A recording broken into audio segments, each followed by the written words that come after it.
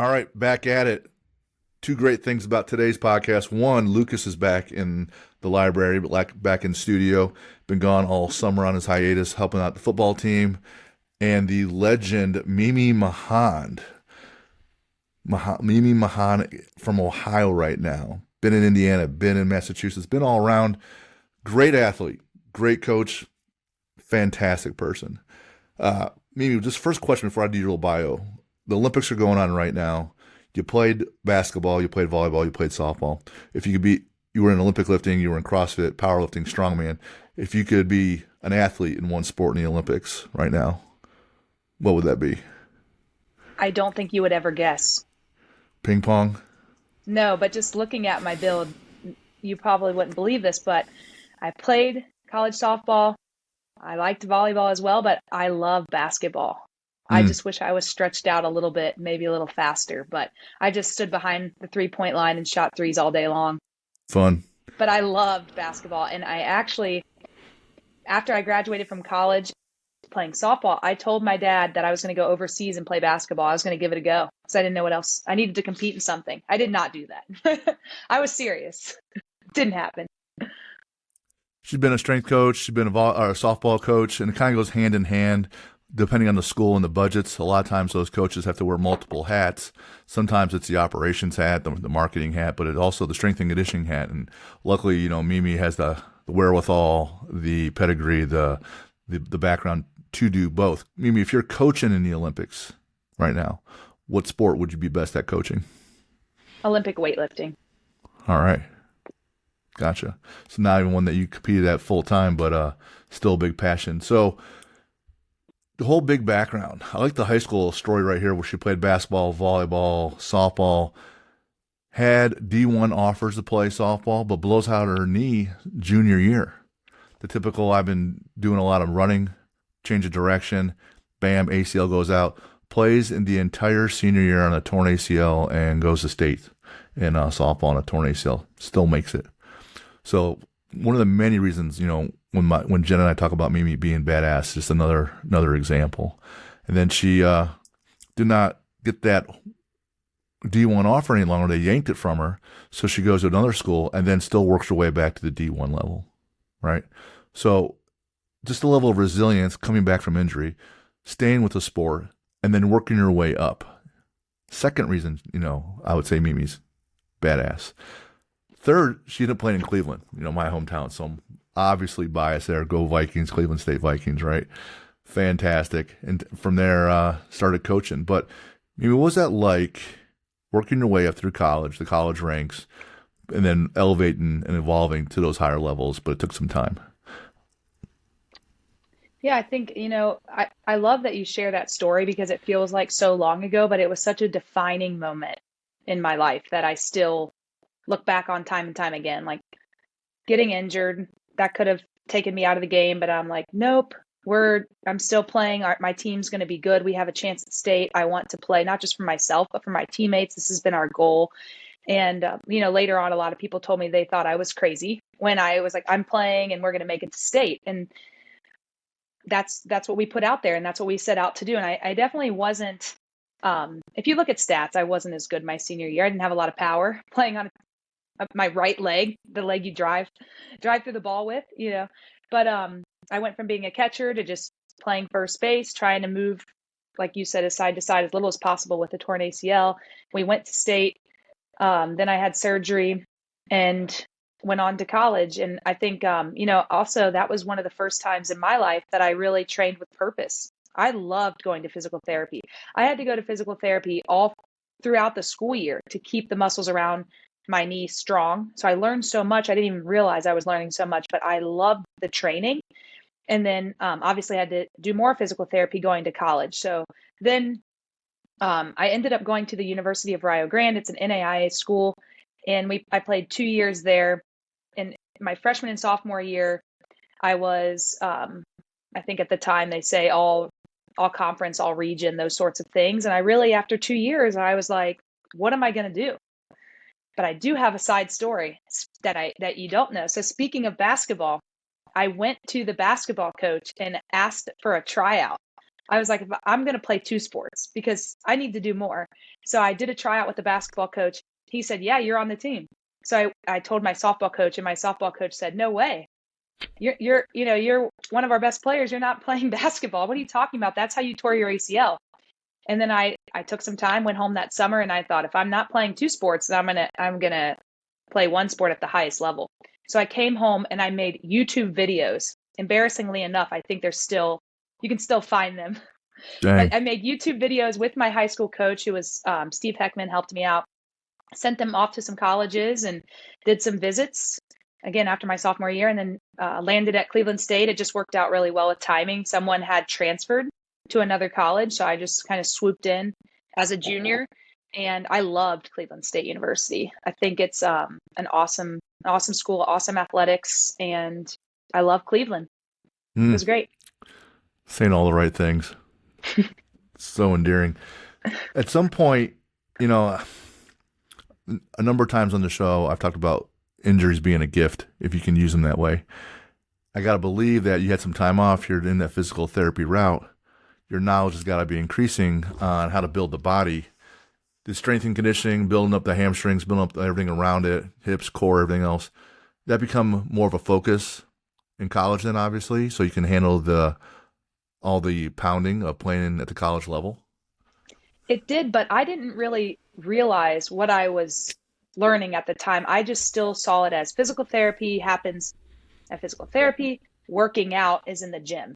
It was not until I got to the Division I level that I understood training for sport versus working out. So I really feel like I owe a lot to that experience at Cleveland State. We had an awesome male and female strength coach. So we had two, and I learned so much there. And I think that's when I really understood training with a purpose. Being intentional, also huge, right? Because some people, they're training, they're on the team, college level, and they're just going through the motions, right? And the amount of impact and benefit you get from being intentional in the weight room or anything else just pays huge dividends and takes a level of maturity to actually kind of figure that out, don't you think? Some people they don't get it yet.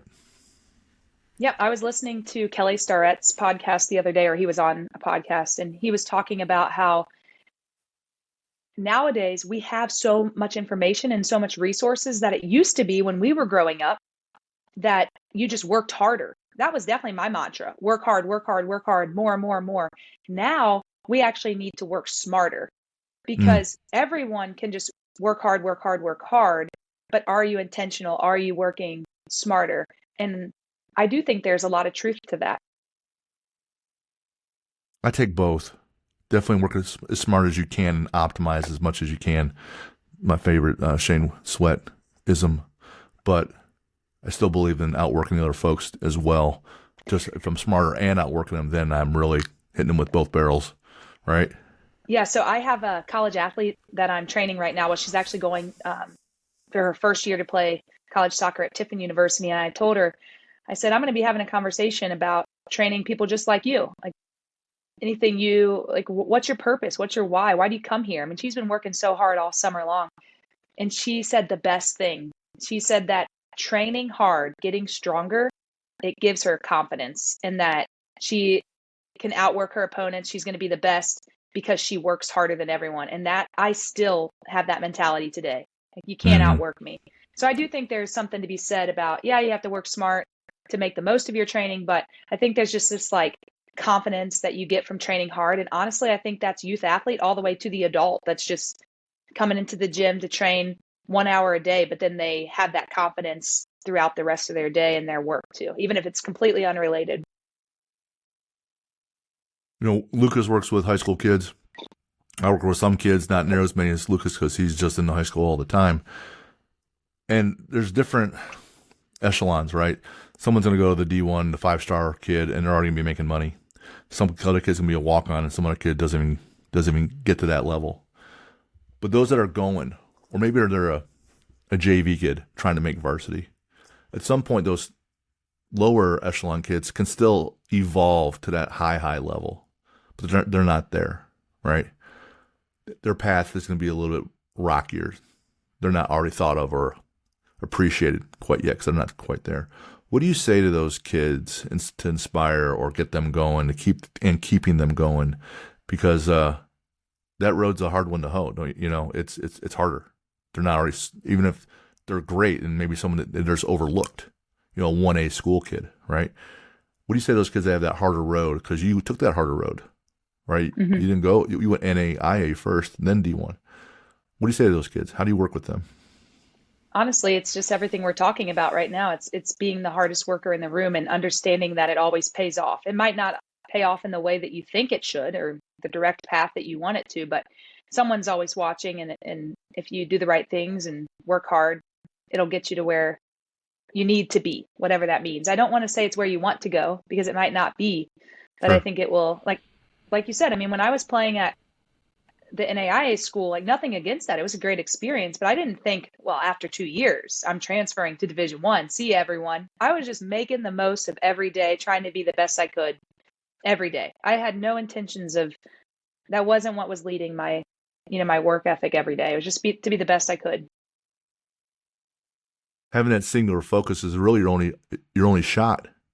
You start thinking about other things. How can I do this, in 2 years, and not being present? Mhm. Your execution ability goes down the toilet pretty quick because you're just not at one intentional or trying as hard, right? You're not working as hard. You're not grinding. And if you're just focused on getting better, then at some point, someone's got to notice, hey, this person's pretty good, right? The results got to stand out at some point, not just someone just having a louder megaphone on social media, right? And if you get them pushing that hard, then at some point they're gonna advance. And that kind of leads into that story that we were talking about before we even hit record. That you were just working hard in your first coaching gig, right? And then it led to the next one. So that's a excellent, worthwhile story. Why don't you share that with everybody? Yeah, so I went to school for 5 years. After I finished softball my fourth year, I still needed to finish up student teaching, and it was just going to be too much in the spring with the Division One travel schedule. So I thought I'll just stay another year, stretch it out. Um, so I was doing student teaching, and then the assistant coach at the time, she was the pitching coach at Cleveland State, took the head coaching job at a nearby Division III school, Case Western Reserve University, and she became the head coach. And she asked me if I would want to be her assistant. And you can imagine, assistant coach. I'm thinking she's talking major money, and I'm excited. I'm like, I'm going to make a lot of money. I'm going to have a job, even though I'm at school. And I think she said $2,000 or something like that for the entire year. I'm like, yes, I'm in. But really, so I just think there's a layer of that because people always want so much. And it's like, that didn't matter, obviously. But I'm like, yes, I'm in. So a couple $1,000s, and it was, a big commitment. I'm going to every practice, every game, getting up in the morning, having running camps and clinics. It was a big commitment, and I absolutely loved it. So at the time, I was just coaching, student teaching. I can distinctly remember going from student teaching all day, 7 to 3, and hustling to my dorm room to take like a 15-minute nap if that's all I had before I ran to go coach. Like, it was just that was my day every day. Um, and so at the end of the school year, I get an email or a call, I don't remember, from another local Division III college, Oberlin College, and it was from the athletics director. And she said, "Hi, like, we got your name. We'd like you to interview for the head coaching position." Okay. So immediately I call my, my mentor, the head coach that I was working for, and I tell her the story, and she says, "That's awesome, Mimi. There's no way they're going to hire you. You're 23 years old. You're just graduating, but it is going to be an awesome experience. Like, go on that interview. You're going to learn a lot. It'll be great for your future." And I'm like, okay. But really, I thought, oh, I'm getting this job. Not that I knew anything about anything, but I was like, I can do this. So I went in, did the interview, and I was offered the position. So I became a head coach at age 23 years old. And it's just an awesome story because I later found out that she was connected to that college through the athletics department. She knew other coaches, and I guess she came to a game one time and she said, "I love her energy and enthusiasm, and that's who we'd like to be our next head coach." So she kind of picked me out, and I had no idea. So I mean, the big takeaway, like we talked about, is that you just never know who's watching, and to, like we said, always give it your best because you never know where that leads you.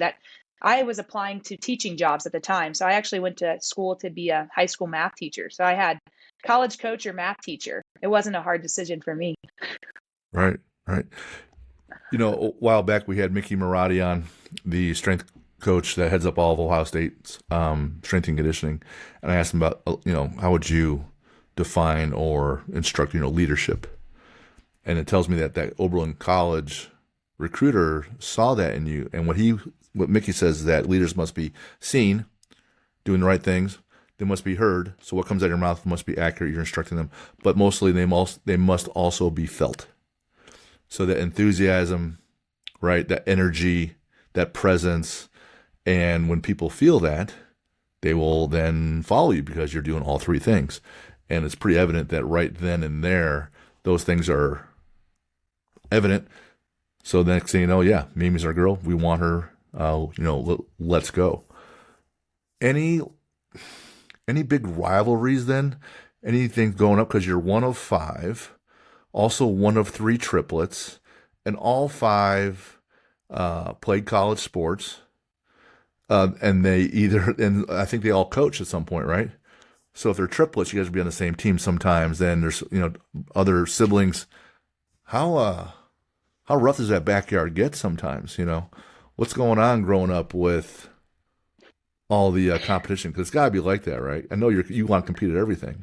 Yeah, I mean, I like to think that my one tooth is a little crooked because my older brother threw an elbow playing basketball in the driveway. I don't know. My parents they say that's not true and that I'm fine, but I swear that happened. Nate definitely threw an elbow at me. Yeah, I mean, I grew up playing sports in the backyard always. Baseball, football, shooting in the driveway, basketball. I mean, everything. That was kind of my childhood. I remember my brother Nate played football at Miami University, and we would come home and he would take me and Allie and my brother Chris with him to this place called Quicker, Faster, Stronger.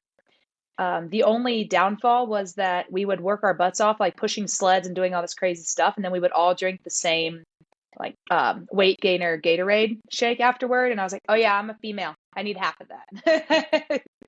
But I was keeping up with the boys. Like I loved that. I played baseball until they used to call it, I think, like minor league or something. I played baseball, me and Allie, until we were 10 years old. So we have videos of us playing on all the boys teams for every sport growing up. And then we had to obviously transition to playing sports with girls. But that was kind of what you did. If you were an athlete, you just joined the boys teams back then. And then the other big thing is I hear a lot, it's almost sad to me when female athletes are uncomfortable training with boys or playing sports with boys, because I want to be a strong female presence for them and show them how to train and that it's okay. But at the end of the day, like, I didn't really have that experience, Jim. Like I grew up with awesome brothers, awesome guys around me, and I've always just felt really comfortable. I mean, when I trained with you at the gym, I would imagine you saw that, right? Like right away, I can,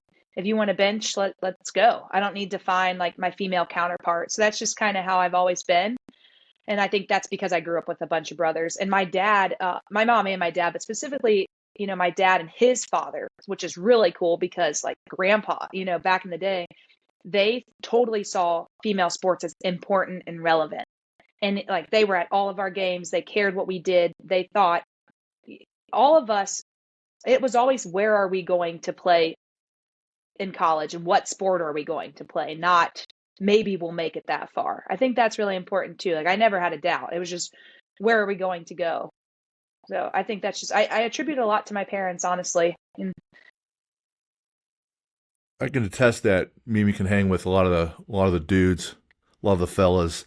Another colleague of ours, Coach Mark Valenti, runs Blind Dog Gym, Vermillion, Ohio, Northern Ohio, right in the middle.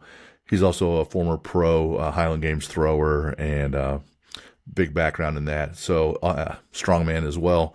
And I'm there for one of their Highlander games, which is a cross between strongman and Highland Games. And Mimi's there, and I just walk in Mark's gym, and his gym's pretty sweet. He's got some Conan the Barbarian murals on the wall. It's badass, right? And I look up on the record board, and there's Mimi with a 405 deadlift, right? Right up there, just boom. Next closest one isn't anywhere nearby. So maybe it's been strong for a good long while. It wasn't like just for a little bit when she was a kid. No, she's been strong for a while. Then you married another athlete and coach, right? Ashley. And then now you Yes. got two boys, Nico and Luca. So I'm sure the Kool-Aid is pouring hard. Hey, which kid? Hey, boys, which sport you guys be playing in college? And they're pretty young, right? One's what, 5? Actually, so Nico's going to be 3 and Luca's 1. And we have, guess you're going to love this gym. We have a class at our gym, which is called Toddler Train. I made it up, Toddler Train. It's Mm. awesome. So they already go through like little obstacle courses and yeah, it's great. So they're training. Luca just Oh yeah. started. He turned 1 and we gave him the green light. So when they have their formula in the bottles and they add a little bit of cereal and there's a little bit of creatine going right in there for sure. Oh, yeah, protein. Protein for sure, right from the get go, right? Yeah. People think it's just like the regular, baby formula, but really it's a little mix of both. The scoop of both is good. Nico also matches his mom with a big shoulder tattoo. He's legit jacked, Yes. right? Dang. So done coaching sports, right? Softball, and then decide, you know what? I want to be in charge. I want to run my own place. So you move back home, Cincinnati area, right? Settle back in. Now we have Mahon Strength and Fitness. When did that happen? What led to that decision? How did you go from I want to work on organized sports to now I'm doing strength conditioning, adults getting them healthier, student athletes, nutrition, etc. How did that occur? So it was kind of just organic over time. I mean, it's like we keep talking about the common theme is you work hard and then you see where it takes you and you have faith and confidence that it's going to take you where you need to go. I did not want to leave college coaching. I think that was really scary for me. So when I actually moved from Indianapolis out to Boston, then I actually went there to take a job at just a regular gym as an assistant fitness director. So I thought I'd like to learn how to run a gym. I just want to see how this goes and be a trainer and just learn a different style of training as well. So I go out there, take that job, and then I get a phone call from the head coach at Tufts University, and she says, "Why are you not coaching? What's going on?" And I'm like, "I don't know. I just came out here and took this job. I didn't have a coaching job at the time." And so she brought me on her staff. So then quickly I was a assistant softball coach working at a gym. And then they found out that I did have my CSCS. So then they're like, "Why aren't you working with our athletes?" So then I became a strength and conditioning coach. And then I was doing everything all the time. And I loved it. I was back to that running around like I was doing in my young 20s. It was like, I mean, literally, I remember being at softball practice, dirty in the dirt at softball practice, and then like changing my shoes, changing my outfit, and going to the gym to train clients in this like beautiful clean gym. And I was like, "Ooh, I still think I have dirt on my knee." But whoops. But that was kind of my life. And I was living in the fast lane, but getting all the experience, all the knowledge, and I did love it. And then the pandemic hit. We were one of the first colleges to be shut down because out on the East Coast, it just kind of happened a couple weeks early. Got shut down. Then like the gym started closing. And so I actually took my business outside and online. I did training on Zoom, nutrition challenges on Zoom. We went to the park. People came to my backyard. I totally destroyed my car at the time because I've had barbells, bumper plates. I bought a sled, kettlebells. It was all in my trunk. And then I would just drive around Boston training people. And it just kept getting bigger at a time when everyone else was kind of going the opposite way. My business just kept growing. And I attribute that to having time to like focus on one thing because I couldn't do all the things like I always was doing. So I could just focus on that. So it was great. Then it was kind of like a cross in the road of I'm ready to do this on my own because that's what I'm doing anyways. Do I open a gym out here or do I go back home? Those were kind of my two options. And just with my parents getting older, I felt like I was missing out. I have a ton of nieces and nephews, and it just, I think COVID put things into perspective for a lot of people family wise. And I just thought, if I'm going to start a business, let's go back home, and had complete blind faith and confidence again because I had no members. I luckily was able to, when I moved back to Ohio, I was able to open the gym and still train some people virtually. So it wasn't like I had no clients, or nothing coming in. I was kind of able to maintain. I would still do classes on Zoom for some of my the folks in Boston. So that was nice too, and just kind of built it up from the bottom. So you've been in this role for a while as an athlete, as a coach. And one of the phrases you shared with me before was, and make sure I get this right, if you know better, do better, right? Yeah. What is some things maybe Mahon 10, 15 years ago, who didn't know quite as much, was doing that current 2024 Mimi Mahon would be like, girl, we need to have a conversation right here. Hold on a second. What are you doing? Yeah, so much. Right? Surely there Yes. could be a few things, right? Yeah, definitely. I mean, first and foremost, I talked a little bit about this earlier, but I did not understand the difference between working out and training. I just thought you just work out hard and good things happen, but training with a purpose, that's really when I decided to start my own business, I purposely called it Mahon Strength and Fitness. And that is because it's Mimi Mahon's program. And it's okay if it doesn't align with what you want, but it's really my experiences. And I can't put that in a box. I can't just be a powerlifting gym, a bodybuilding gym, a CrossFit gym. It's really, truly, let me meet with you, Jim. What are your goals? And I'm going to help you in a way that I think is smart and provide you a training program to meet your goals. And it could look different for so many people. And it should look different. I don't even think people understand that. It should look different based on where your goals are and where you're at as a person. And then strength and fitness, because we all need strength training. You know that, I know that. And we all need the fitness side too. So Mm-hmm. I think that was really purposeful. It sounds just like, oh, Mahon Strength and Fitness, fine. But, I really did think about that. I guess the other way I would name it is just like a training academy too. I think that's a good name as well. But kind of trying to provide training to people of all ages, because I think it's really necessary at every point in life. So a big mistake I made, this is one I do laugh at about a lot, is when I finished playing college softball, I joined a CrossFit gym and I was loving it, drinking the Kool-Aid, like it was amazing. I was also training my college athletes. I was the head coach, but I was kind of doing the thing where you wear multiple hats. Like I was not a qualified strength and conditioning coach. I got my CrossFit level 1 and I was only training my team. So I wasn't training other teams, but I was kind of allowed to do whatever I wanted with my team, which looking back, that's a little scary, but that's how I still think, unfortunately, things go that way sometimes. But I mean, I was putting them through a traditional CrossFit circuit. Like I'm talking thrusters, burpee over the bar. One of my athletes kind of like hurt a wrist on a clean. And I'm like, oh my gosh, I'm embarrassed at some of the things I did back then, but that's just what I knew. And I saw it. It was making great progress in myself. So I thought that's what they needed. But I didn't know better at the time to say, like, it's not about what's best for me, someone that's not even playing a sport right now. It's what's best for these young ladies in front of me and what they need to be better softball players. And there's a smarter way. There's better ways to get stronger, be more explosive than this. But I just didn't know any better. So I'm not going to be too hard on myself, but now I like to think I'm much more better off having the lived experience and, obtaining my CSCS and just continuing to learn and grow.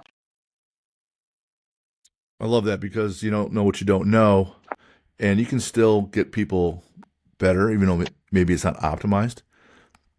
And for someone who's new and hasn't trained at all, you can take the basic template out of any men's fitness magazine, and they'll be better because they have done nothing. I have this one new student athlete, this female. She's going to be a junior, and all her coach said is that you need to be a lot stronger. And she came in, and so I like to start people off with box squats so they can start squatting decently, correctly. And it's with a little 26 kettlebell. Like that's all she can handle. Like not even the bar, right? And when you're that new to any of that, almost anything works, right? But it's pretty fun at that stage because everything works. So they start having these PRs like every day. But to your point about what you don't know, until I started learning about Jim Wendler's 531 or conjugate or periodization, it's like, well, it's okay if we do legs every day. it's okay if every day's a shoulder day and a leg day. And I'm like, man, why am I hurting all the time? No part rest. Surely there's got to be a rest in here somewhere, right? So just that little piece right there. And then I took some courses just like you did, and meet some other folks. And it's like, yeah, all right. What I was doing before is a little silly. No one got hurt, but that's all right. Maybe we can do a little bit better this next time.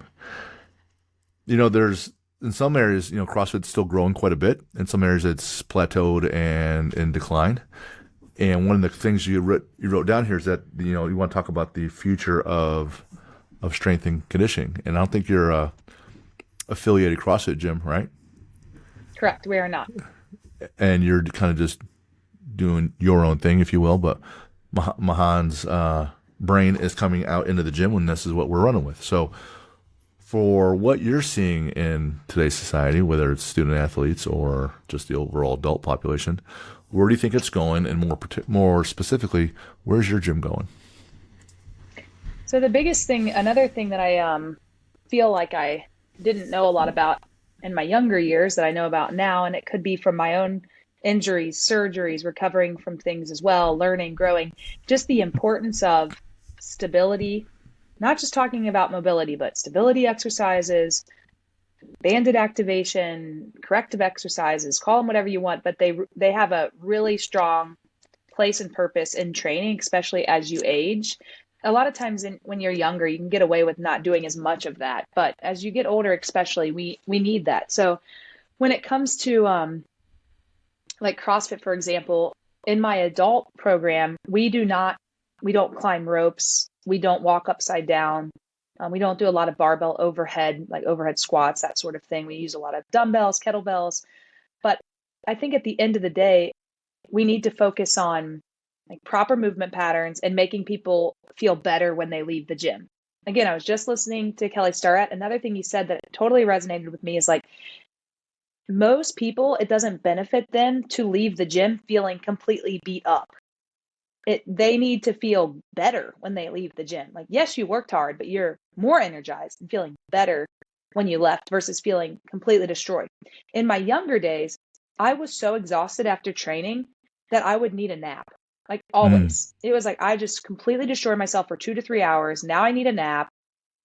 And I personally don't have time for that now. Like I have to come home, be a mom, do the next thing, run a business.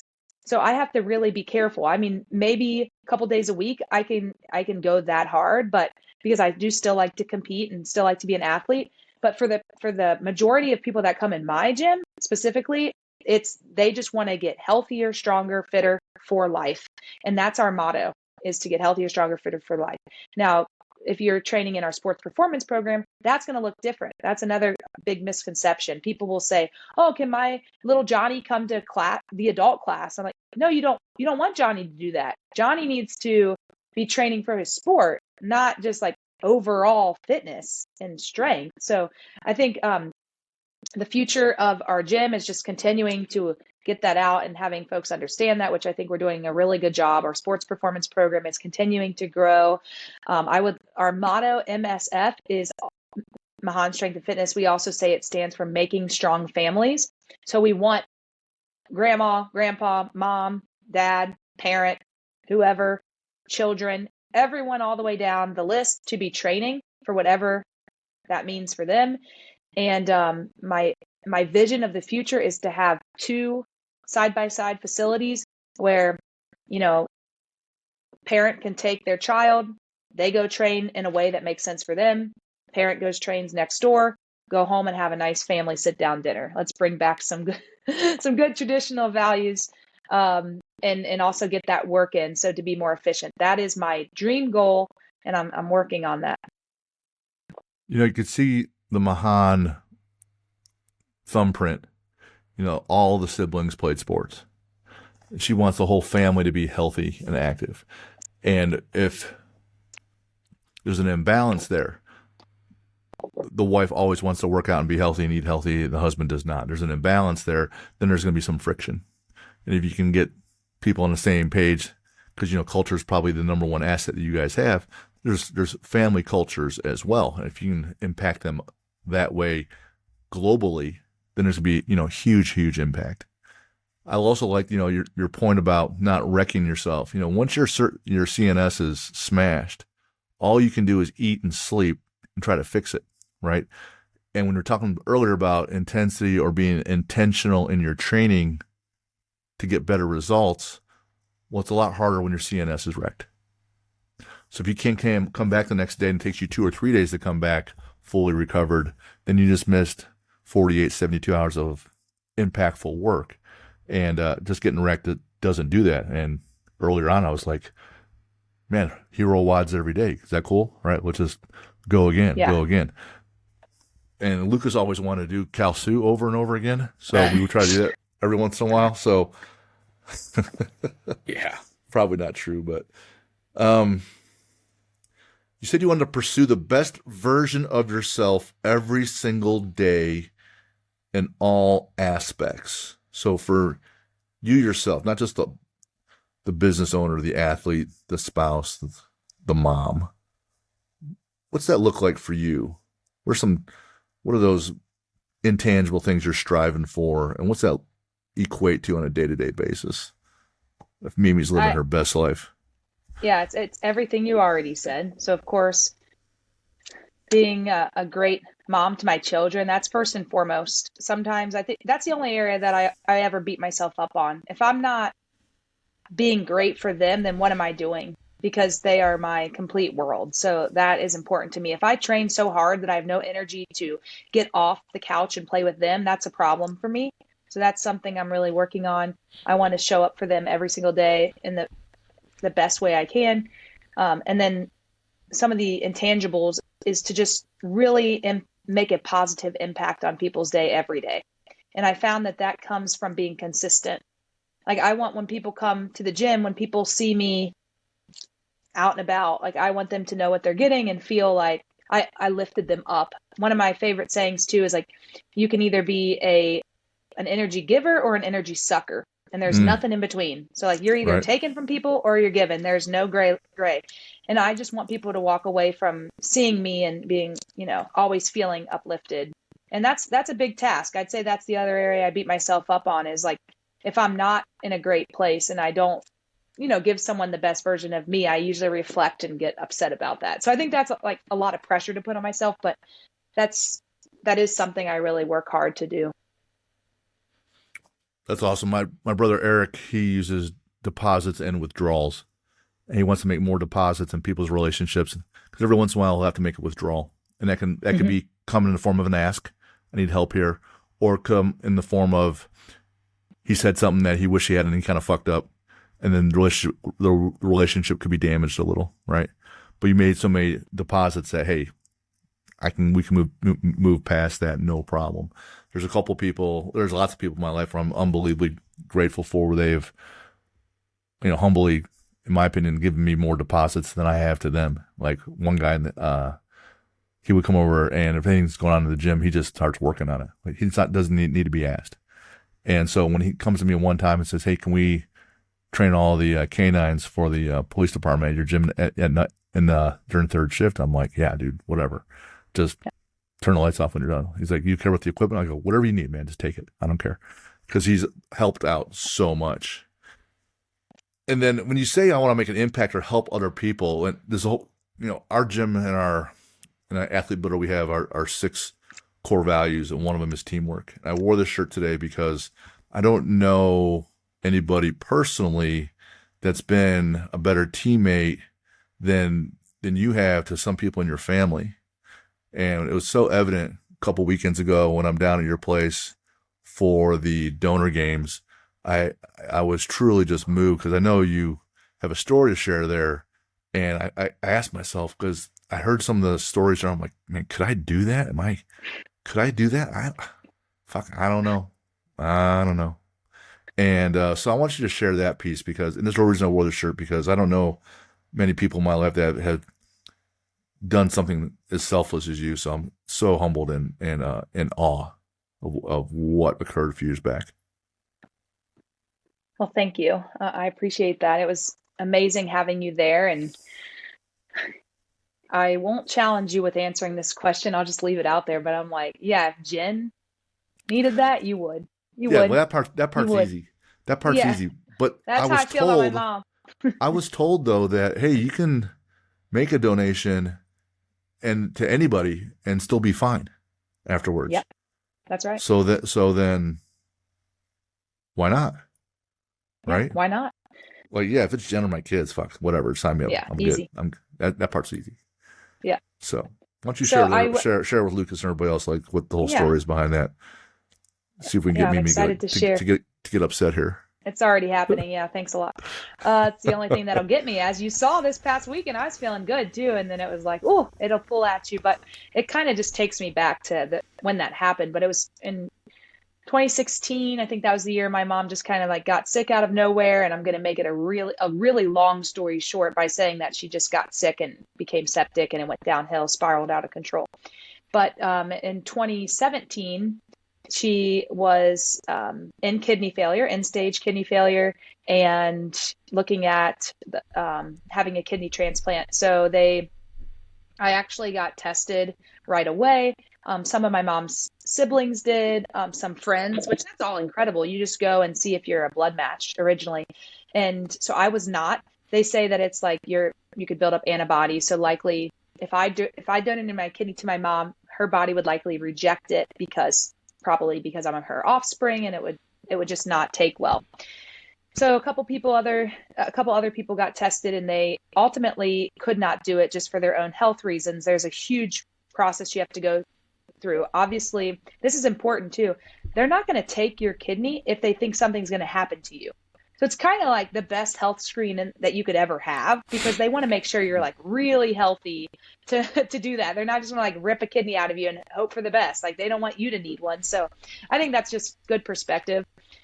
So I went through the whole process, and they decided to just hold off on me because they really wanted to find a direct match to my mom, and I was not that.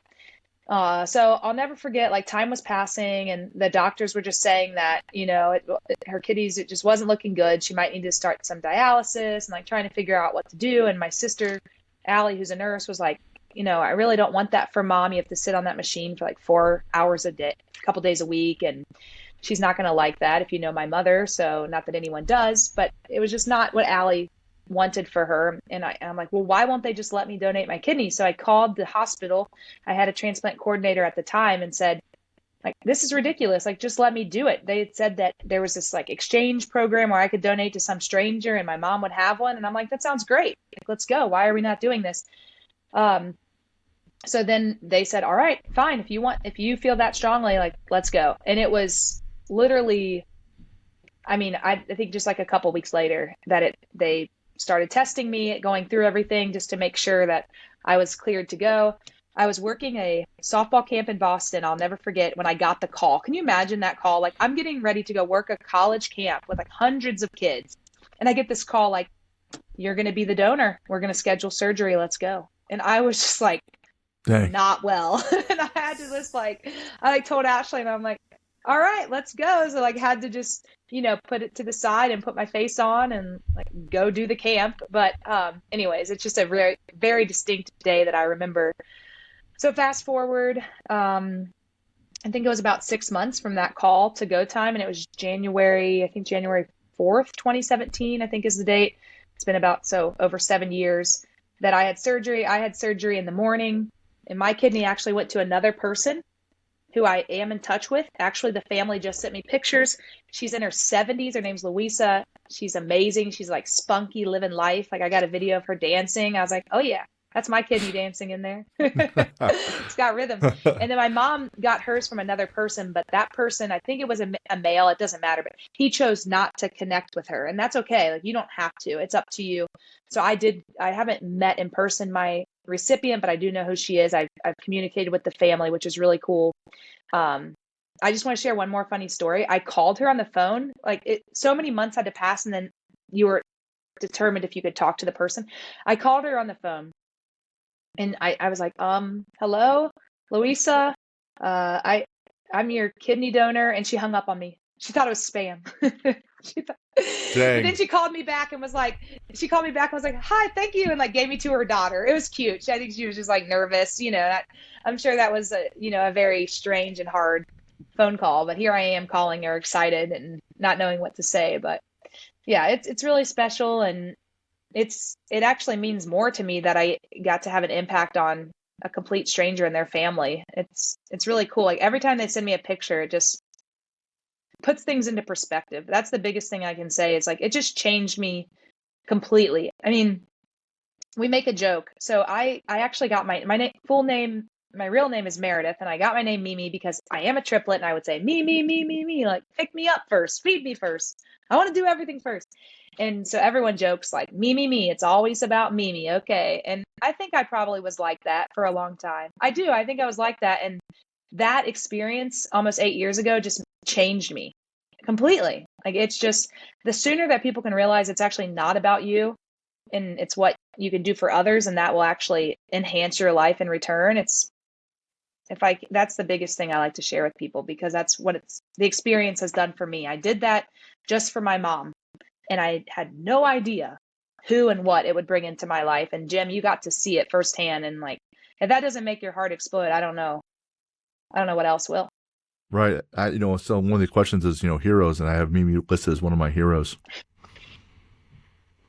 It's a true story. I'm going to hug you right through the screen. Oh boy. I wonder if, is it Louisa you said? Yeah. She got like a hankering to go deadlift and then, start watching a lot more softball. Yeah, she does. Yeah. In her free time. But now there's multiple lives being touched because, it was this other lady and your mom. And how many years has your mom been around since the procedure? So it's been 7.5 years. Oh, wow. She's doing great too. Yeah, she just keeps getting better. That's awesome. That's amazing. Yeah. Do you remember anything about that, Jim? I was asking you a little bit earlier. I'm trying to play back the timeline. So 16, 17, like you were training with, you'd already left because you would train with me and Jen and Dustin. I coached that spring after my surgery. I had surgery in January. You and Jen drove to Cincinnati, took me out to dinner, and I had a blast with you. And then I struggled the next day. It was like going back to training for too many hours. I was not well. I was like, I had such a fun time with them. Then I was not well. I had to pay the price. But then I coached that spring. So I didn't know if I came to the gym much or if I was just recovering and didn't get to come very often. I remember a couple of thoughts. And the one was, well, other than Jessica Fitton, you're the strongest female I've met. So, physically.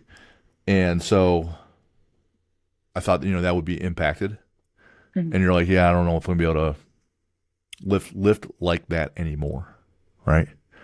And then when I was doing research on this show today, I pulled up the donor games to see how long it's been around and who's done what. And they've done these different workouts and WODs and lifts and tests for people that are participating in the donor games. And we can get into that in a second. But let's look up 3-rep max deadlift, right? So I mentioned Mark Valenti's gym. That was before you were even at my place when you were a 405 deadlifter. Well, the record on the donor games was 370 for 3. And that's Mimi Mahon. So when they say you can have full recovery and come right back, it's like over 10 years later from that 405, like she pulled 370 for 3. I'm sure there's 390 for 1, which is less than 1% away from 405. I'm like, yeah. So she came back just fine and just as strong and competes in CrossFit competitions, ones at our place. She's still whooping ass. And so when they say you'll be fine after donating one, it's not just lip service. It's true. Yeah, absolutely. I think that's what that's all about. I mean, that's really the purpose of the donor games, is to showcase that you can be just as strong, healthy, and fit with one. And then actually, so it all started 4 years ago. Now so there's a bunch of us, and they're all great people, men and women, living donors that do these. And we actually now are telling people, hold on, we think you can actually be stronger, fitter, healthier with one, because hear me out, you have to be more aware of taking care of your body. Like I am more into nutrition, more into hydration than ever before, because I want to make sure I'm taking care of my one kidney. So I am like very much on it. And I think that has helped my overall performance and athleticism, and I'm excited to see what I can do in the future. I'm hoping to be better than I was in my 20s, which I definitely did not think that was possible. Like when I went into the surgery, I've told people before, like I hung up my metaphorical cleats. I was like, I'm done with competing. That's not for me. And that made me really sad, but I was like, this is more important. So I kind of actually thought that I was finished competing. And you've seen me the last couple of years at the Icebreaker. I feel like I'm actually better at CrossFit now than I was back then because I was a strong lifter, but I didn't really have the body weight strength to body weight ratio that I think I'm starting to get. So that's really been my focus, which has been really cool to kind of train in a different way. I can tell you this, that as I continue to work on being leaner, if I cut out a few organs, I probably hit some numbers a little bit faster, at least, right? Um, Yeah. but you're right though. I mean, when you're down to one kidney, you can't. If you had like a fatty liver and they cut off half your liver, you can't be boozing, right? Yeah. So you're gonna make some better choices because it turns out what you eat and what you do with your body Mhm. impacts your health, right? Turns out. Turns out. Yep. Yep. Um, when you also wrote about teammates, you said it's not about me. I want to give and do for others without expecting anything in return. Something similar, but not totally related. It's a kind of a question or a theory I've been working on as a coach or a business owner. There's a sales component, right? So Joe Smith walks into the gym, you got to sell them on why they need to join your gym. There's also a sales component. Hey, this person is putting out at maybe 50, 60% exertion level. They need to raise their intensity. Can you talk about, as a coach, and it needs to be in your leading people, what you're seeing, heard, and felt. Can you talk about how are you actually selling people on your place or on what to do next? Or is it different? Is it not really sales as a gym owner, as the coach? What are your thoughts? And I'll let you know mine afterwards. I think it's culture building. So we've talked a little bit about that. And when I was in Boston, my training clients, which I don't even love that word, kind of like our team, they would Mm-hmm. say, Mimi, there's something different about you. They had all worked with traditional trainers in like a big corporate kind of gym, and they were used to a trainer. And they were like, you're just different. We can't explain it. It's like when we come to your classes, it's like game day. We feel like it's game day and we feel like you're the coach. And I didn't mean to do that at all. I didn't even know they saw it like that. But they said like coming to our fitness class was like an event. They said every time. And I thought that was really cool and really special. And when I moved back and opened my own gym, we call our adult classes team training, which you hear that a lot with youth athletes. But I think it's great for the adults too. This is your team. And what I've learned is that's helped build a culture of me with you, me for you, me in support of you, not me against you. I'm not racing the clock to beat you.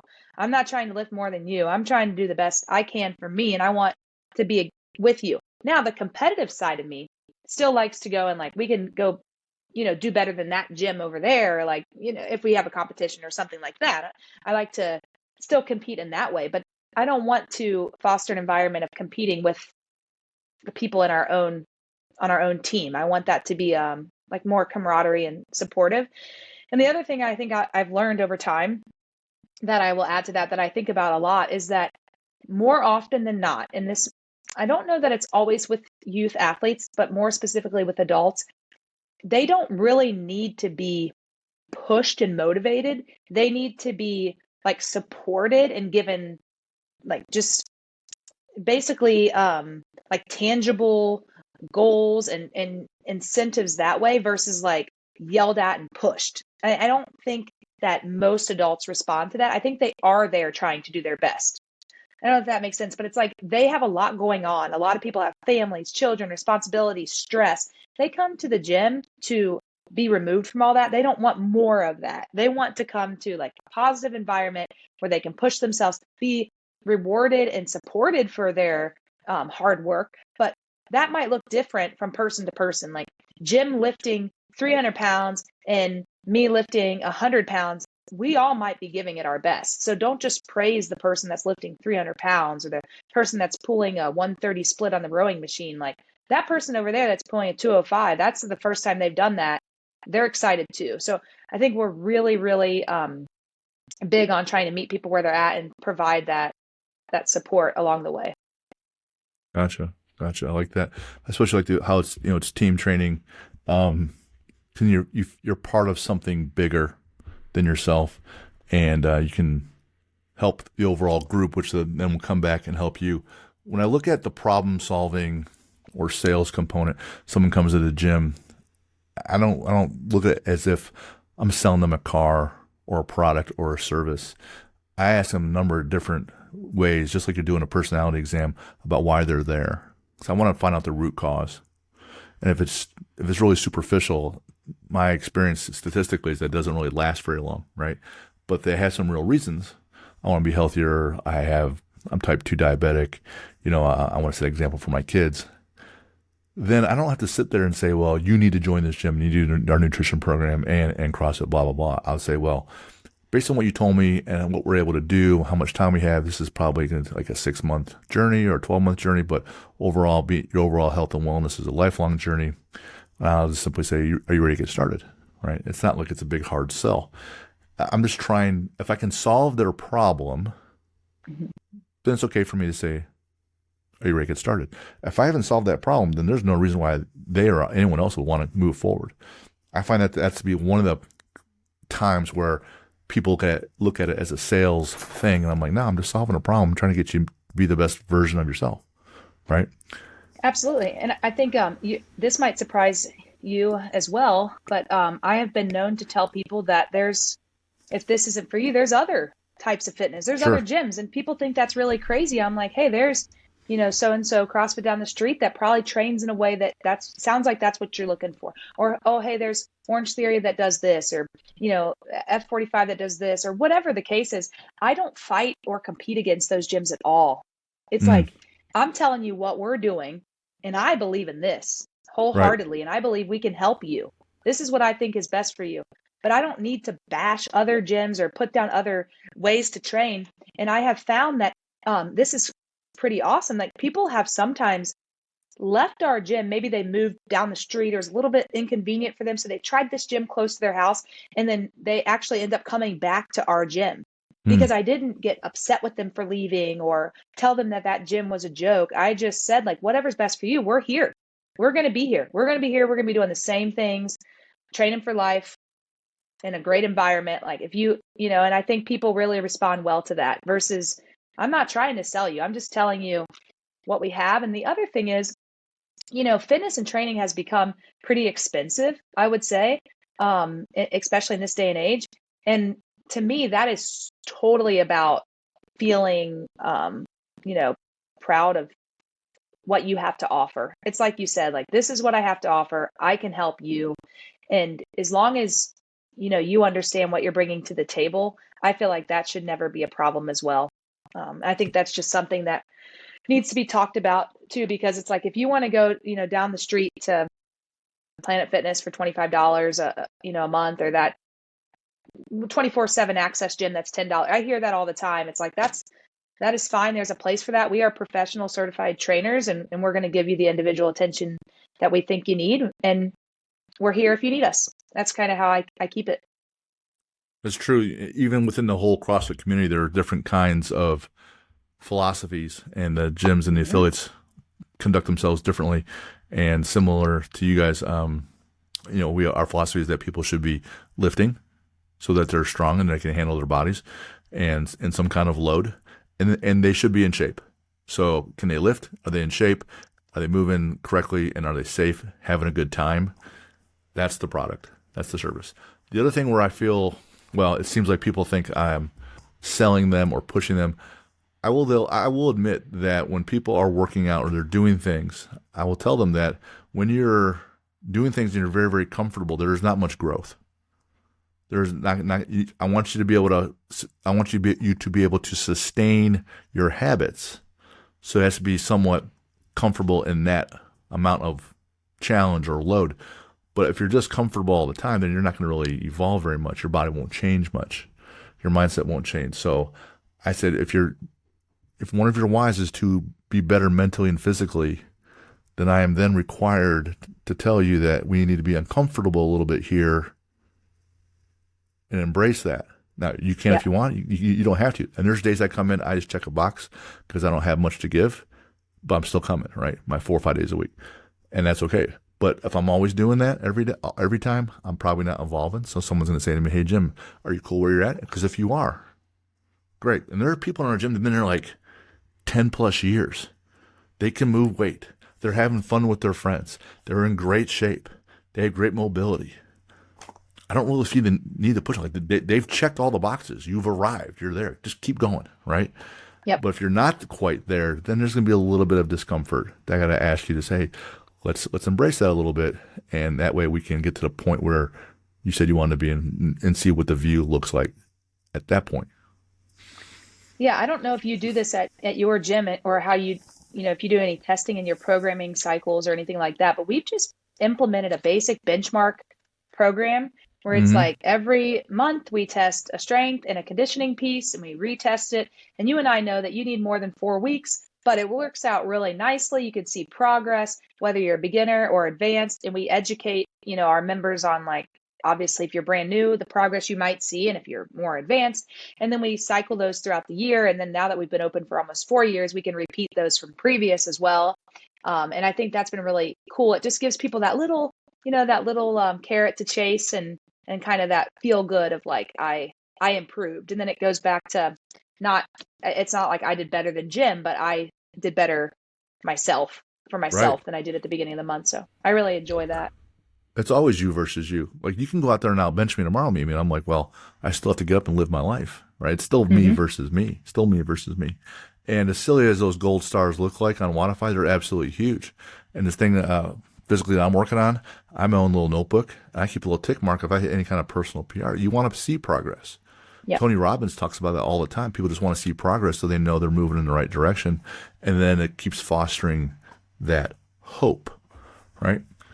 Yep. I love that everything you're about there, Mimi. I loved how you're so giving with that, and you're badass and you're knowledgeable. You're not just like just throwing things up on the wall and seeing, hey, let's see what we're doing today. We'll just pull some things out of the hopper. What's going to happen going forward? What's the hope for? I know you said you had like your dream of two classes going on at once, two facilities side by side, blah blah. But the next few years, where do you see uh, your whole facility, your whole team, your whole culture? What's that going to evolve to and look like? I'd like to, like I said, have I don't care about size necessarily, but I'd like to have two facilities side by side so that we can do what we want in making strong families and providing opportunities for everyone in the family to train in an efficient manner. So we know time is everything more than ever, sports schedules and everything else. So giving people the opportunity to train um, children and adults, that's a big goal. I'd like to do more with youth athletes and getting them to the next level, like you've said before, like whether it's JV to varsity or to college. I'd like to do more with athletes in that way, utilizing my experience as a college coach, my wife's experience as a college coach, and helping athletes in that way. That's a big thing I'd like to add. We've talked about potentially adding specifically baseball, softball training as well, and what that might look like skill wise in training. And then, on a personal note, I have two boys, and we need a little Mimi Jr. running around. So we'll see if that can happen. But maybe grow my family a little bit, just keep them coming, build some future rock stars. So we'll see what happens. But that's kind of the goal. I think when I first opened the gym, I really focused on one thing at a time. I was like focused on the building the adult program. Then I added sports performance. Then I expanded the sports performance to more ages. Then I added more personal training. So that's something I haven't talked much about, but we have a very really nice personal training program that's expanded. I'm trying to get all of our trainers and coaches to be able to do all of those things as they wish to and pursue that education. So just trying to expand at a rate that makes sense.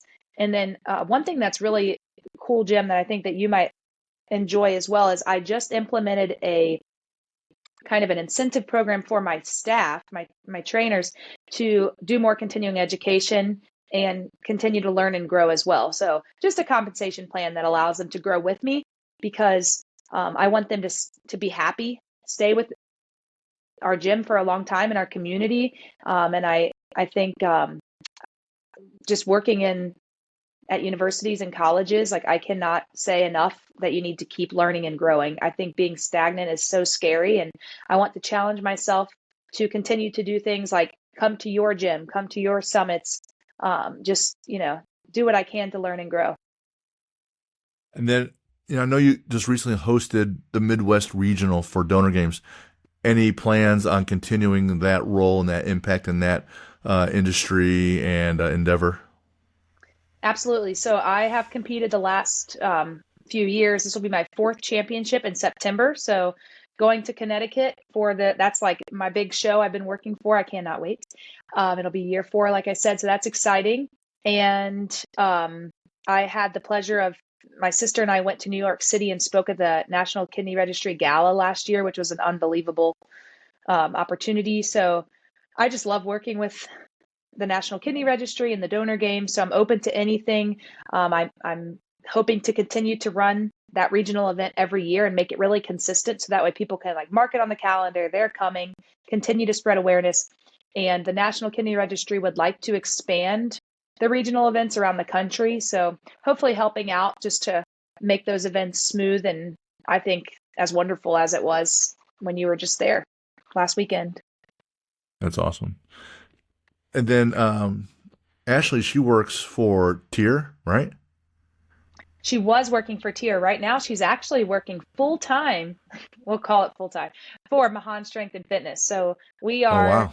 yeah, we're going all in on it right now. Just raising the boys. Nico's going to be in preschool this year, but we just feel like it's really important. She was traveling a lot with Tier, and it was just really challenging to own and operate a business and have her on the road every weekend for events as well. So we're just really working on it together. That's why I'm hoping she's been an incredible addition to our team. I never want her or any of my family to feel like they have to participate in the gym. I want it to be a want to, and she Mm-hmm. really wants to. And she's amazing. Like working with the youth athletes, especially. She is the feedback I've gotten from our members is like, oh yeah, she's a coach. Like you just feel that. It's hard to describe, but people have already said that, and so I love having her. Hopefully she's enjoying it and keeps wanting to build this thing together because it's really fun for me and for us. She have good references. Did she get through the interview process? Was she vetted pretty well? Yeah, it was all right. I had to check a couple references, but it went Right. okay.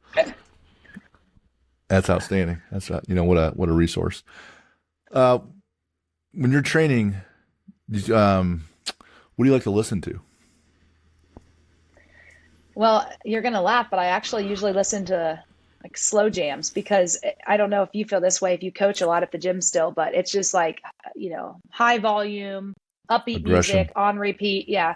So I'll take it down or maybe take it back to some old school, like in the, early mid to late 2000s when I thought I was cool.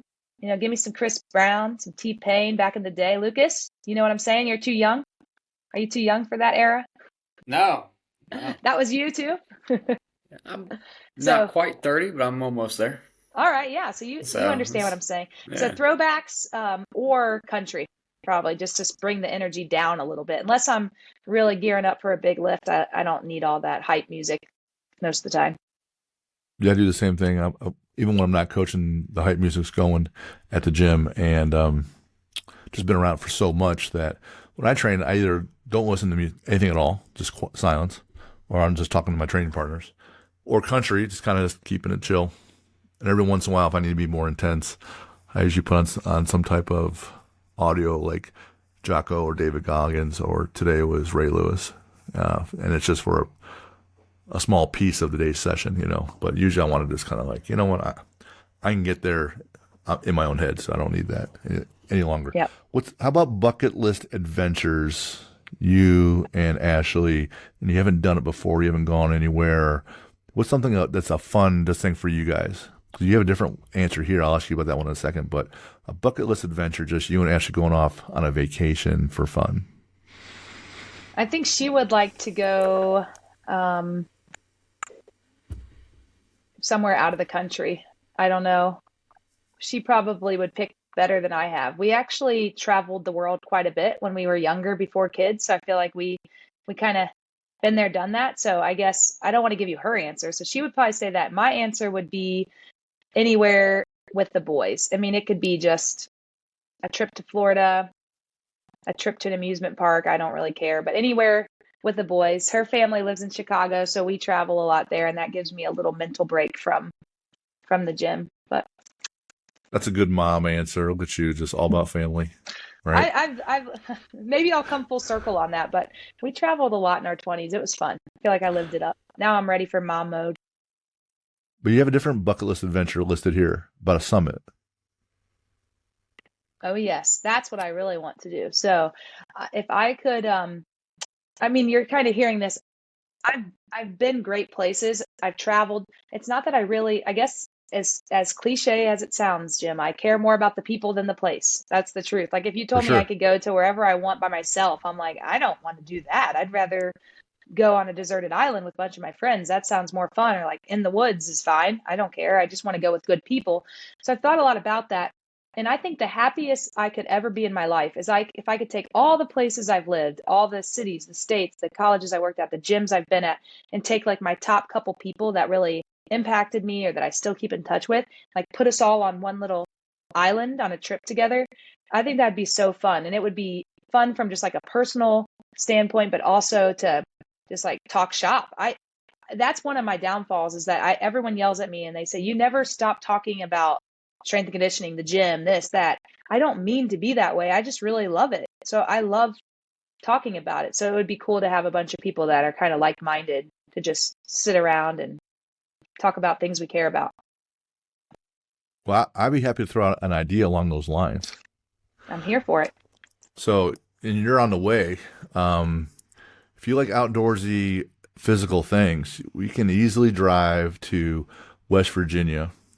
In the morning, we can go rafting, and we're done early afternoon. Afternoon could be breakout sessions or sessions where we just talk shop on business, strength and conditioning, coaching people, mindset, etc. Have dinner, and then you can either raft again the next morning or do something else, and then you can make it a 2 or 3 day thing. They got cabins out there. There's a hotel. There's little restaurants in town, and so there's rappelling, there's fishing, blah blah blah.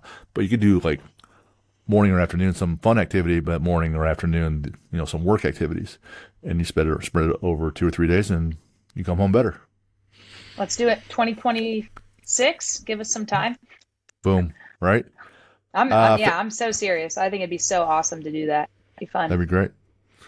You said you don't watch movies or TV, but do you have a favorite sports show, movie, anything? I would say I really enjoyed the documentary on Michael Jordan.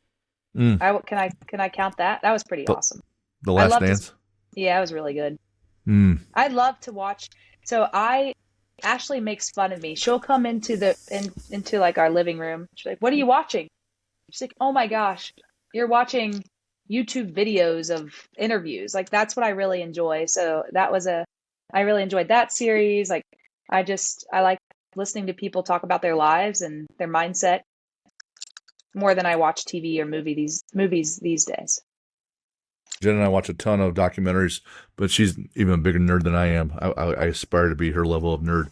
So she'll watch Civil War or history or blah, blah, blah. But we watch a lot of 30 for 30s or even Peyton's Places or Hard Knocks. Just I like finding out what the teams are about or what the psyche of this player who's coming back from ACL injury or this person who's trying to make the team, how hard do they work? So I love that. I love seeing people strive and persevere and then come out with a W. How about a favorite sport or athlete? Let's see. This is going to be unpopular opinion, but speaking of watching documentaries, I watched The Quarterbacks. Or is that what it was called? There's something about there's a bunch of quarterbacks, and it made me like Patrick Mahomes. That's Right. going to be that could go either way for a lot of people. But I did. I'm like, this guy, okay. I like Right. his story. I can get down with him. So I think if you kind of pull the curtain back and you let me into someone's life, I have much more respect. So he's not only a phenomenal athlete, but just like learning more about his story helped push me over the edge. So I'll say Patrick Mahomes. It makes it easy when people are authentic, and he's a pretty real person. So yeah, Peyton put that show together. Peyton's also the producer of the sequel. So I think last year was Hmm. quarterbacks. This year it's receivers, and Okay. it's on Netflix. So yeah, same deal. Awesome stuff. Check that out. Uh, favorite book? I still resort back to Mind Gym. I read that when I was in college, and then as a college coach, I had several of my teams read it. It's an old but good one. I like it because it's just short and sweet stories that really pack a powerful punch. Like I can remember one of the biggest takeaways is what's the hardest shot in golf for most people? Do you know?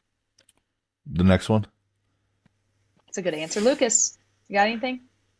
I The know hardest shot nothing about golf, but I'm gonna say probably for me it's every shot, but I will say probably putting. Maybe putting. a 5 foot putt, Yeah. Yeah, like a close putt that should be like money. You could say right? it's a free throw in basketball, right? It's like something that you should just be like automatic, put it in, boom. And people get really nervous because there's like this expectation that they should make it. Whereas like hitting the ball as far as you can, it's like I feel free. It's probably why I liked throwing up 3 pointers in high school. I was like, who cares? Bam, made it. But I think that's so true. It's like it just has to do with like the psychology of it all and the expectations. And I feel that way. I think even in sport now, like if I'm doing a competition, it's like, well, Mimi should hit this lift. Like you should deadlift whatever, 370, like we were talking about before. It's like there's almost more pressure to perform in the things that you should be good at than there are the things that are kind of you're not as confident in. So I think that's an interesting takeaway. But I do remember that book just has a ton of those examples that are really true. I find oftentimes when you use the word should, I'm usually unhappy at the end of the sentence. Hmm. I should have done this. I should do that. You could say, the next time I'm working on this, that's fine. Or I made this mistake. I won't do that again. But whenever time I start comparing myself to a thought, an expectation, a perceived expectation, somebody else, another gym owner, another athlete, another 49-year-old white guy from Plainfield, right? So, and I find myself being less happy. So I'm working on not doing that. Favorite superhero? My mom, You're a good girl. And then any bad dudes, Jim, villains? All right, Jim Beebe. that's right. Favorite Just kidding. I favorite don't mess lift? with those guys. Favorite lift would be snatch. All time heaviest snatch? 175. It's been a long time. Boom. Favorite way to train or favorite thing you're working on? It goes back to the music comment. I thought about this when you said you would rather just talk with your training buddies than listen to music, and that's 100%. Nothing can replace a good training partner. Mm, I'm really fortunate to have great ones here. I've had great ones in you and Jen, and I just feel like I always somehow find great people to train with. And when I'm by myself, I don't enjoy that as much. Some people really do. I also don't enjoy, like, I can just feel it when it's not a good fit. And that's funny. That's something I've learned actually over the years. Like, you can just feel it when you're like, this isn't it. That hasn't happened to me much, but when it does, I can feel that. So just having really good training partners. And my favorite way to train is, I don't want to say my old age. I'm 36. It's not that big of a deal, but I really I like to have time. It's like time is invaluable these days. So I like to have enough time, like warm up how I want, take my time, lift, hit some conditioning. That's how and first thing in the morning is my ideal. Doesn't always work out that way, but yeah, I go first thing, get it out of the way. Um, your favorite quote? 'Cause I know you like to listen to podcasts and YouTube videos, and you're reading all the time. Is there a quote that is the favorite flavor of the month, or something specific right now? yeah, I would love to challenge you on this one to think about how to word it better. I've asked a few of my close friends and people in this space too, but it's the more you give, the more you receive. And I think that what that means is the more you give to others, the more you get in return. But I don't Mm, love that quote. That's the quote, but I don't love it. I think we can make it better because I think there's this like implication that I'm giving to receive. That's mm-hmm. not what I'm saying. The quote doesn't mean that either. It means like if you lead with giving, it's going to come back full circle at some point in a way that you might not know. So it's not giving to receive, but it's just knowing that the more you give to others, that the more you ultimately will receive. So I think there's a better way to phrase that, but that's the quote. And then the other one I like, I'll mess up, but it's basically like nothing in life that's easy is really worth it. Like you need to, everything that's worth it is hard and challenging, and to get out to the other side makes it really worth it. So the first one, the old school version is simply what goes around comes around, good or bad, right? Yep. And from old networking slogan was, it's givers gain. Givers gain. Those that give more gain more. And sometimes you're not gaining anything monetarily. You're not gaining. You gain the feeling of, hey, I made an impact. I gave this referral to this person. I gave this person knowledge, so now they're better. So that their approach, the networking approach, their mantra was givers gain, because the more you give, the more you gained. So I have to tell you a story about that really quickly too. One of my members at the gym, Jake, he just got second place at the donor games. He gets $250 in cash. He texts me, what equipment does the gym need? I said, no. You keep that. Come on, man. You did great. Like, you keep that. That's awesome. Proud of you. He said, if you don't tell me what you want, I'm just going to buy something. Oh, and wow. I'm like, wow. And I said, thank you so much. Like, I appreciate you. I'm like, you're number one to me. That's what I told him. I was like, you got second, but like, you're the best guy. Like, you're just Mr. Humble Pie. I just love him so much. He's a great athlete. And he actually responded with that quote. I should pull it up, but it was that. It was the giver's gain. It was longer than that, but that was the idea. So that's cool. That's awesome, because whatever equipment comes in, he can benefit from it. And then there's the impact of his teammates, so no one gets there alone. That's awesome. Man, Mimi, where can people find you? Myself and my gym, Mahon Strength and Fitness, and then Mimi Mahon. I'm on Instagram, I'm on Facebook, and our website, mahonstrengthandfitness.com. So those that want to help out and learn more about donating, especially kidneys, the livingdonorgames.com. You can find out more information there. You'll also see Mimi's profile. She's highlighted as one of their athletes. For those that are sending us questions, info@athlete-builder.com. Be on the look for for my book that's coming out here. It'll go live September 30th. And Mimi, has been great having you on. Lucas, good having you back on the team in studio. So thank you for the time. Thank you for the sharing, all your thoughts and your wisdom. Thanks for the event down at Donor Games. Thanks for thanks for being you, Mimi. My life's better because you're in it. Likewise, Jim. I appreciate you. And it's funny, like, I was only really at your gym for 2 years, kind of not even, because I did donate my kidney and I couldn't train as much. So I think we probably had like 1 year, maybe 1.5. And people don't know this, but I drove 45 minutes one way to get to Jim's place to train. And so that was a lot of hours spent driving there, training, and driving back. And it was a priority to me. So if you find good people, don't let anything get in your way, because once again, it comes back full circle. Look, here we are now because of just like that little amount of time that made a lasting impact. So I appreciate you very much. And I'm really proud of all the work you're doing, Jim. Thanks. Yeah, Jen and I are definitely better for having you on the team back then and today. So Mimi, thanks so much. Lucas, see you next time. And those with Athlete Builder, we'll see you next time here in the library. Jim, sign off. Have a good one, everybody.